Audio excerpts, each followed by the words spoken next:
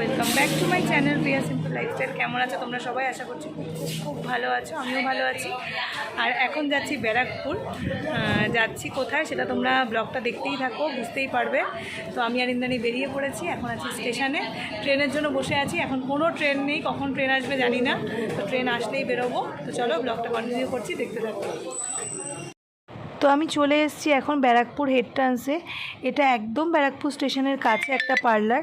তো এখান থেকে আমি বহুবার আগে সার্ভিস নিয়েছি, এদের সার্ভিস আমার ভীষণ ভালো লেগেছে। তো অনেক দিন ধরে ইচ্ছা যে এখানে হেয়ার ট্রিটমেন্ট করাবো।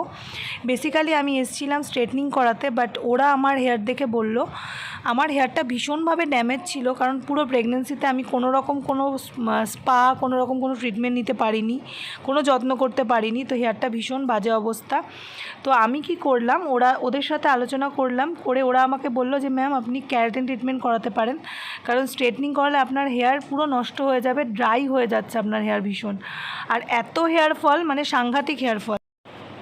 তো এখন যেটা করছে আমার হেয়ারে সেটা হচ্ছে ওরা ড্যান্ড্রফ ট্রিটমেন্ট করছে ফার্স্ট, কারণ আমার হেয়ারে প্রচুর ড্যান্ড্রফ ছিল স্ক্যাল্পে।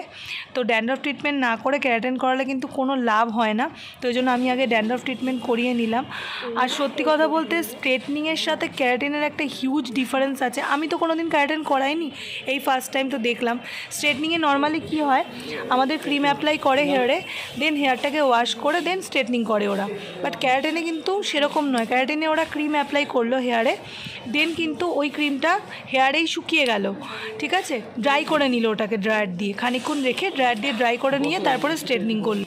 তো যেটা বেসিক্যালি হয় সেটা হচ্ছে স্ট্রেটনিং করলে কিন্তু চুলটা যে রাফ হয়ে যায়, ক্যারাটিনটা কিন্তু একটা ট্রিটমেন্ট স্ট্রেটনিং, যেটাতে তোমার চুল স্ট্রেট হবে, বাট কোনো রকম চুলের ক্ষতি হবে না। তো মোটামুটি আমার 4 থেকে 5 ঘন্টা লেগেছিল টোটাল প্রসিডিওরটায়, আর আমি ভীষণ স্যাটিসফাইড। তোমরা আমার হেয়ারটা দেখলে পরে বুঝতেই পারবে, কারণ এখন তো আমি অতটা সময় পাইনি ভিডিও শ্যুট করার। তো ভীষণ স্যাটিসফাইড হয়েছিলাম, কারণ একরকম বলতে পারো এটা তো একরকম ট্রিটমেন্ট। তো ক্যারাটিন ট্রিটমেন্ট করানোর পরে আমার লুকসটা কতটা চেঞ্জ হয়েছে সেটা তো তোমাদের নেক্সট ব্লগেই দেখাতে পারবো। আর আমার হেয়ারটা তোমরা দেখেই বুঝতে পারবে যে কতটা কি পজিশন নিয়ে আমি এসেছিলাম আর কি নিয়ে আমি যাচ্ছি। তো তোমাদের ভিডিওটা ভালো লাগে যদি, অবশ্যই কিন্তু ভিডিওটাকে লাইক করো, সাবস্ক্রাইব করো, শেয়ার করো। আর যারা তোমরা হেড ট্রান্সে আসতে চাইছো, আমি এখানকার অবশ্যই অ্যাড্রেস লিঙ্কে দিয়ে দেবো, ভিডিওর লিঙ্কে ডেসক্রিপশান বক্সে। তো তোমরা সেখান থেকে চেক আউট করে অবশ্যই এখানে আসতে পারো। আশা করছি তোমাদেরও এদের সার্ভিস ভীষণ ভালো লাগবে। আর বিশেষ করে এখানে কিন্তু প্রচুর হেয়ার এক্সপার্ট রয়েছে, তো তারা কিন্তু তোমার হেয়ার দেখে কিন্তু তোমাকে ঠিকঠাক মতো যা করতে হবে তোমাকে সাজেস্ট করে দেবে। তো আজকের মতো ভিডিওটা এখানেই এন্ড করছি। তোমরা সবাই ভীষণ ভালো থেকো, আর দেখা হচ্ছে নেক্সট ব্লগে।